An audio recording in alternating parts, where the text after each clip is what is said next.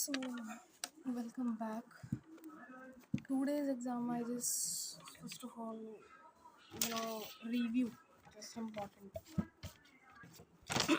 I just only review on exams and the first question, section A, the what are the know your customer guidelines for commercial bank? Explain the significance of these guidelines. Very important questions, and it's a lengthy question, but I made it my own. I hope I don't know what was exam. I just self evaluation with my marks. Just wait and write down the exams marks. When I wrote this question answer, 8, I just wrote down 8. Second question, I don't know what was the material. I just जितना मुझे पता था मैंने वो सब लिख दिया, जो मुझे नॉलेज में था, जो मैंने देखा, महसूस किया, पढ़ा, सर्च किया, जो मेरे माइंड में, मैंने सब लिख दिया। अब चेकिंग में नहीं पता क्या, मेरे माइंड में बहुत कुछ चल रहा था उस टाइम पे। सेम मेरा वही प्रोसीजर चलता है। अब इस टाइम पे क्या हो रहा था, मैं प्रेजेंट नहीं थी। I am not present in the college classroom. Today is not a good day, good morning as compare to other. और थोड़ा अंदर से ऐसे लग रहा था कि ठीक ठीक ही होगा पेपर, पर जब अटैम्प्ट किया तो मैंने लिख दिया। सेकंड क्वेश्चन आ रहा, what are the different credit appraisal techniques, what are the are this technique substitute of each other, how would you select an appropriate credit appraisal. ये जो दो क्वेश्चन है ना, मैंने ना पहले पढ़ रखे हैं। I would just read out previously then I just make a video and doing my own routine. That's why I'm not I just grab up those things that are not coming. मैं उन चीज़ों पे ज़्यादा focus करती हूँ जिन मुझे होता है कि मैं ये भी ले लूँ, मैं ये भी ले लूँ। बट क्या होता है कि जब हम हमारा बेसिक क्लियर नहीं है ना, तो ये इमारत खड़ी ऐसे नहीं हो पाएगी। So you should focus, tip of the day is that you should focus on your self, your writing skills.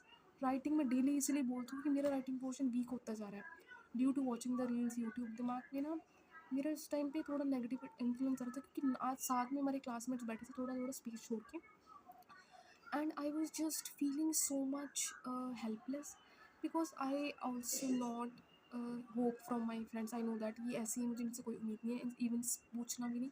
मुझे थोड़ा लेस कॉन्फिडेंस था इनके ऊपर, पर इनको बहुत पेपर आता था। क्या हो रहा है कि ना आज का जो बच्चा है ना, डिस्ट्रैक्शन उसको वहाँ से हो रही है जहाँ से उसको सबसे ज़्यादा बेनिफिट मिलना चाहिए, मेरे जैसे स्टूडेंट्स जो हैं। एंड उनको डिस्ट्रैक्शन वहाँ से हो रहा है कि वो सामने वाले बच्चे को देख लेते हैं कि बहुत अच्छा दिख रहा है personality wise, but talking wise समझ में आता है कि वो कैसा है। जैसे आज मेरी फ्रेंड्स के साथ टॉक हुई तो उसने बोला कि जाके दे आओ, बड़ा रूड वे था। It's okay, I am not taking on my heart. Now I get back to my work. Credit appraisal बहुत इंपॉर्टेंट क्वेश्चन है। क्रेडिट टेक्निक के बीच में अप्रेजल कैसे होती है, परफॉर्मेंस क्रेडिट, उनका बैकग्राउंड वगैरह चेक करना, वो टेक्निक लिखना, बहुत इंपॉर्टेंट क्वेश्चन था। Third R, what do you mean by liquidity management, explain significance of liquidity management. I just read down properly liquidity management, I just understand the meaning, I just make my own. ये भी मैं खुद से बना के लिख के आई हूँ और मैंने लिख दिया, काफ़ी पेजेस भर दिए। आई होप इसमें भी मेरे 8 मार्क्स तो आ ही जाएंगे। Next, what you mean bye distribution channel, मैंने ये चैप्टर ही नहीं पढ़ा था, मुझे पता ही नहीं क्वेश्चन आ कहाँ गए थे, आउट ऑफ सिलेबस क्वेश्चन है। ठीक है, अटैम्प्ट ही नहीं किया तो मुझे पता नहीं था, मैंने फ्रेंड से पूछा, उन्होंने बताया। Next section B, organisation structure of insurance business. मतलब ये सेकंड यूनिट आई है ना, जिसने सेकंड यूनिट बुक में से पढ़ी होगी ना इंश्योरेंस की, मेरी जो मैम ने पढ़ाया था इंश्योरेंस वाली, तो वो उसमें से भी लिख सकता था। अगर उसने कुछ ना पढ़ा तो उसमें से पास वो आराम से हो सकता था, पर मैंने वो पढ़ा ही नहीं ध्यान से। मैं अपने एक दो चैप्टर फोकस करी जा रही थी और उसमें मैंने ध्यान से फोकस करा ही नहीं। तो ऑर्गेनाइजेशन स्ट्रक्चर क्या था, इंश्योरेंस बिजनेस सेक्टर को सब लिखना था, और उसमें क्या चेंजेस आनी वो रिकमेंड करनी थी। मैंने अटैम्प्ट ही नहीं किया। अगला क्वेश्चन आ रहा है, what are the problem face with non life insurance. मतलब जिन्होंने इंश्योरेंस नहीं करवाया, जो लेते नहीं है, जिनको पता नहीं है, उनको क्या प्रॉब्लम्स आती है और उनको हम सजेशन क्या दे सकते हैं कि वो ले सके और ये प्रॉब्लम को सॉल्व कर सके। मैंने टीवी में जितना देखा था, एक कपिल वाली ऐड आती है, मैंने वो लिख दिया, और जो जो प्रैक्टिकल प्रॉब्लम्स हैं वो मैंने सब लिख दिए। पर अब चेकिंग पे आता है कि मैम उसको कैसे पढ़ेंगे और कैसे मार्क्स देंगे, तो मेरा ये क्वेश्चन मुझे आता था, 8 मार्क्स इसमें मैं दूंगी। अगर what are the risk management practices that cover in insurance act, कौन कौन से रिस्क मैनेजमेंट जो रिस्क आते हैं ना, फायर इंश्योरेंस रिस्क आता है, मेडिकल इंश्योरेंस रिस्क आता है, बहुत बड़े रिस्क आते हैं। हेल्थ इंश्योरेंस से रिलेटेड, हेल्थ से रिलेटेड रिस्क आते हैं। फायर सबसे बड़ा रिस्क माना जाता है, अर्थक्वेक वाला सबसे बड़ा रिस्क माना जाता है। उसके कवरअप में जो प्रैक्टिसेस की जाती है, जो टेक्निक्स फॉलो की जाती है, वो आती है रिस्क मैनेजमेंट स्ट्रैटेजीज प्रैक्टिसेस।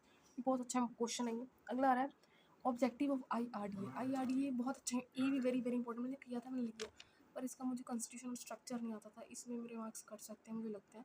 पूछा मैम ने ऑब्जेक्टिव और उसके सेलेंट फीचर पूछे हैं, मैम ने उसका स्ट्रक्चर पूछा ही नहीं है, तो मैंने मिक्स सा करके लिख दिया। आई होप इसमें भी अच्छे मार्क्स आ जाए। 8 मार्क्स में इसमें भी लगाऊंगी। IRD इंश्योरेंस रेगुलेटरी वाली अथॉरिटी है, मैंने रात को पढ़ रही थी, उस टाइम पे मैं शो वाले गाने सुन रही थी और मुझे स्ट्रेस फ़ील हो रहा था और मेरे को ना ऐसा लग रहा था कि मेरा पेपर कैसे होएगा और मैं आगे वाले टाइम की सोच रही थी। मैं एक टिप और देना चाहूँगी सेकंड टिप है कि आप आगे वाले की मत सोचिए, इससे स्ट्रेस होता है और आपका जो आप जिस काम पे फ़ोकस कर रहे हैं ना, वो टाइम भी वेस्ट होता है और आप उस मोमेंट में प्रेज़ेंट नहीं रहते हो, क्योंकि एग्ज़ाम के टाइम क्या होता है, हमें वहीं प्रेज़ेंट रहना होता है, कुछ भी हो जाए, एग्ज़ाम तो देना ही देना है। बाढ़ आ जाए, कुछ हो जाए। तो ऐसे ही हमारी रियल लाइफ है। प्लीज़ प्रेजेंट पे फोकस कीजिए, मेरी तरह आप नहीं तो यूट्यूब पे मस्त फंस के रह जाओगे। मेरे दिमाग में यूट्यूब रील चल रही थी, सॉन्ग चल रहे थे, आज भी अलग पांडे सर का कंटिन्यूसली टॉक चले जा रहा था और ऐसे फील हो रहा था कि मैं पेपर दे तो रही हूँ, आसे पासे डिस्ट्रैक्शन हो रहा था बहुत ज़्यादा, मेरा पेपर लिखने का मन नहीं कर रहा था। थोड़ा सा मुझे डिजीनेस लेजीनेस फील हो रहा था क्योंकि मेरी स्लीप कंप्लीट नहीं हुई थी। मैं आज 8 बजे उठी थी ना जल्दी, ये तो मेरे लिए जल्दी होता है क्योंकि मैं वैसे हॉलीडे में बहुत ही ज़्यादा लेट उठती हूँ क्योंकि स्ट्रेस बहुत ज़्यादा होता है। स्ट्रेस मुझे ना बहुत ज़्यादा ड्रीम आ रही थी। आज ड्रीम में थोड़े इस तरह के ड्रीम आए हैं जो प्रीवियस नाइट में जैसे स्कूल के रिलेटेड, कॉलेज के रिलेटेड आए, मुझे क्लियरली याद नहीं रहते ड्रीम, वो किसी को भी याद नहीं रहते हैं। तो मेरा कुछ ऐसा एक्सपीरियंस रहा है। अब आ जाते हैं सेक्शन सी पे, शॉर्ट क्वेश्चन पे। फर्स्ट है नॉन परफॉर्मिंग एसेंट, ये मैंने बहुत अच्छे से किया था, मैंने इसी पे फोकस किया था। इस टाइम पे मैं क्या पढ़ रही थी कि मैं ना ऐसा करूँगी कि मैं लगातार बैठ जाऊँगी जैसे जागरण करते हैं, फिर मैं बीमार होगी, मेरे को स्ट्रेस हो गया। उस टाइम पे मैंने बहुत कुछ सोच लिया था कि जैसे जागरण में हम कंटिन्यूसली बैठे रहते, उठते नहीं है, तो वो क्वेश्चन मैंने जितना पता था वो सब लिखते हैं। इसमें मेरे मार्क्स आ जाएंगे, 1 मार्क्स में इसमें लगा लेती हूँ। ई बैंकिंग मैंने बना के लिखा है, आता था जो हम डेली यूज़ करते हैं। हम ये ई बैंकिंग कर रहे हैं, डिजिटल बैंकिंग यूज़ कर रहे हैं, मतलब क्या हो रहा है कि हमें जाना नहीं पड़ता फिजिकली, हम ऑनलाइन मोबाइल पे यूनो SBI यूज़ करके कर सकते हैं। ये भी मुझे आता था। अगला आ रहा है कि टेलर मशीन, ये मुझे पता ही नहीं था। टेलर मशीन मैंने पहले ही पढ़ा था, MST में पढ़ा था, अब याद नहीं है। तो टेलर मशीन में क्या होता है, ATM, मैंने पूछा अपने फ्रेंड से, मेरी बैक बेंचर थी जो अर्श थी, and she was taught me teller ATM के बारे में, जितना पता था सब लिख दिया। ठीक है, इसमें भी मार्क्स लगा। रिटेल बैंकिंग नहीं पता था, बस ये पता था कि शॉपकीपर्स के लिए होता है, होलसेलर की, बट उनका काम क्या होता है, करते क्या है, मुझे लगता है उनका एक अलग से अकाउंट से कुछ बैंकिंग सिस्टम होता है, उनको अलग से सर्विसेज प्रोवाइड की जाती है। ये भी डीपली था, ये मुझे नहीं आता था। हाफ मार्क्स इसमें। फाइनेंशियल इंक्लूजन में मैंने वीडियो देखी थी, पी नाम वाले रिपोर्टर है मैम जो यूट्यूब पर वीडियो दिखाते हैं, उनकी इंटरव्यू हो रही थी रणवीर अलाहाबादी के साथ, या जितनी भी इंटरव्यू सेशन उन्होंने बोले, उन्होंने एक स्पीच में बोला था कि फाइनेंशियल इंक्लूजन का मतलब होता है, आज के टाइम में टेक्नोलॉजी इतनी ज़्यादा बढ़ गई, ग्लोबलाइजेशन हो रही है, आज छोटे छोटे शॉपकीपर भी क्या कर रहे हैं, गूगल पे वगैरह यूज़ कर रहे हैं। ठीक है, आगे आ रहा है कि क्रेडिट मॉनिटरिंग, मैंने लिख दिया ये वाला भी आता था, मतलब कि क्रेडिट मॉनिटरिंग मतलब क्रेडिट अप्रेजल का ही पार्ट होता है। क्रेडिट अप्रेजल की टेक्निक है कि कैसे मॉनिटर करना है, क्रेडिट कितना ही लिया जा रहा है, उसका बैकग्राउंड क्या, परफॉर्मेंस क्या है, इंटीग्रेटेबिलिटी, ये सब मैंने लिख दिया था। ठीक है, उस टाइम पे ना क्या होता है, मैं अपने दूसरों स्टूडेंट्स को दिख के जा रही थी, वो मेरी क्लास की में स्टूडेंट है, बहुत इंटेलिजेंट है, उसको सब पेपर आते थे। मैंने देखा उसकी लास्ट शीट में मेरी पड़ी है, मतलब उसके लिए वो भी कम था। वो लिख रही थी ना, वो करेक्ट लिख रही थी, मैं बहुत बना के लिखती हूँ, जिससे क्या होता है कि मुझे मीनिंग समझ ही नहीं आता, क्योंकि मैं इतना कॉम्प्लिकेट कर देती हूँ अपनी तरफ से, मैं इतना उसमें ऐड ऑन करती जाती हूँ, मीनिंग का कुछ और ही बन जाता है, तो मेरे मार्क्स कटते हैं। मैम को पता चल जाता है कि इसका पेपर अटेम्प्ट कैसे किया। Weakness number point third third, आप ऐसे मत कीजिएगा। ठीक है, और बात आ रही री इंश्योरेंस की, री इंश्योरेंस भी नहीं समझ में आ रहा, मैंने पहले भी वैसे लिखा, अभी मैंने वैसे लिखा। तो मैंने फ्रेंड से पूछा, उसने मुझे कहा कि जो इंश्योरेंस दोबारा दोबारा करवाते हैं, जैसे कई बार क्या होता है, हम डबल डबल इंश्योरेंस करवा लेते हैं, उसको हम री इंश्योरेंस करवाते हैं, इंश्योरेंस पे इंश्योरेंस करवा लिया। कई बार बहुत मेजर रिस्क होता है, कई बार कुछ ऐसी सिचुएशन आ जाती है कि नॉमिनी का चाहिए होता है, तो हमें इंश्योरेंस करवाना पड़ता है। ठीक है, ऑब्जेक्टिव्स ऑफ IRD सेम, मैंने वही वाला लिख दिया, नीड फॉर इंश्योरेंस। इसमें हम कुछ भी लिख सकते थे, बट मुझे लिखना ही नहीं आ रहा था। पर मुझे जितना इंश्योरेंस के बारे में पता था ना, क्या क्या होता है, क्यों चाहिए होता है, मैंने प्रैक्टिकल लाइफ में वो मैंने सब लिख दिया। आगे आ रहा है मेरीनो इंश्योरेंस, ये एक था, एक ना लिंडन वॉल स्ट्रीट में फायर फायर लगी थी, उसके रिलेटेड उसको कवर करने के लिए दो बिजनेस मैन करके इंश्योरेंस, कुछ बिजनेसेस कुछ अमाउंट रिस्क उनको देना था जो बिजनेस मैन होते हैं, ताकि वो अपने रिस्क को कवर कर सकें, मेरीनो। तो आज के पेपर ओवरऑल एवरेज से ज़्यादा था, ठीक था, आ जाएंगे मेरे 60 मार्क्स तो मेरे आ जाएंगे। मैंने अपनी तरफ से वैल्यूएशन किया, मुझे मैम का नहीं पता, मैं आपका एक्सपीरियंस बताती हूँ। I was just wake up around at 8, I was just clueless, क्योंकि मैं बहुत लेट उठी थी, बहुत जल्दी थी उठी। 2 टाइम तो मैं फ्रेशन अप होने गई हूँ, फिर मैंने वॉशरूम में भी यूट्यूब लगा लिया सेशन। कमर्शियल बैंक का क्वेश्चन प्रिपेयर किया था, कमर्शियल बैंक वाला वो आया ही नहीं पेपर में, क्योंकि मैंने प्रीवियस एक्सप्रेशन से एवेल्यूशन करके मैं इस टाइम भी वही डालेंगे, पर नहीं यार, अगर हम फाइनल की तैयारी कर रहे हैं ना, तो कहीं से भी क्वेश्चन आ सकता है। ये तो हम सुनते भी, हम सुन इतना लेते हैं, पर जब तक हम एग्जीक्यूट नहीं करेंगे तो उसका रिजल्ट कैसे आएगा। इतनी वीडियोस देख लो, जब तक आप उसको वैल्यूट नहीं करोगे तो आपको नहीं पता लगेगा कि वो चीज़ रियल भी है क्या, सिर्फ बोल ही रहे हैं। यूट्यूबर जितना बोलते हैं उनका खुद का एक्सपीरियंस होता है, क्योंकि वो सही ही बोलते हैं। कई बार हम उन पर सुन के ना, एक कान से सुन के दूसरे कान से निकाल देते हैं। तो मेरा हेडेक हो रहा था, मन नहीं कर रहा था। ये सिंपल सा कुर्ता डाल के चली गई, कोई बात नहीं, वैसे कोई चक्कर नहीं थी, यहाँ थोड़ा सा उगड़ गया था। खाना नहीं खाया, भूख लग रही थी, मन नहीं कर रहा था। मतलब मन का मतलब होता है कि पेपर तो देना है, पर मैंने कहा था मैं बैठूँगी कैसे, नींद बहुत आ रही थी। मैं वहाँ गई एंड क्लूलेस हो गई। वही मेरा रूटीन था कि आज तो मेरा पेपर पता नहीं कैसे होएगा, क्योंकि मैं जब एक दिन ना ऐसा निकलता है कि मेरे अकॉर्डिंगली कि एक दिन बहुत भारी निकलता है। जब मैं अपने आप को टाइम देती हूँ ना, और जब मैं मेहनत करती हूँ, मेहनत से मेरा टाइम बहुत मुश्किल से निकलता है। और जब मैं फ़ोन चलाती हूँ ना, तो टाइम का पता भी नहीं चलता। कहने का मतलब, जब मेहनत करते हो तो इतनी मेहनत कर तो करो कि टाइम का ना पता चले, और टाइम काम ऐसे करो कि काम हमारा दिखने लग जाए कि इस बंदे ने काम ये किया है। बहुत मेहनत चाहिए होती है पेपर में, बहुत ज़्यादा हार्ड वर्क चाहिए होता है, फिर अच्छे मार्क्स आते होते हैं।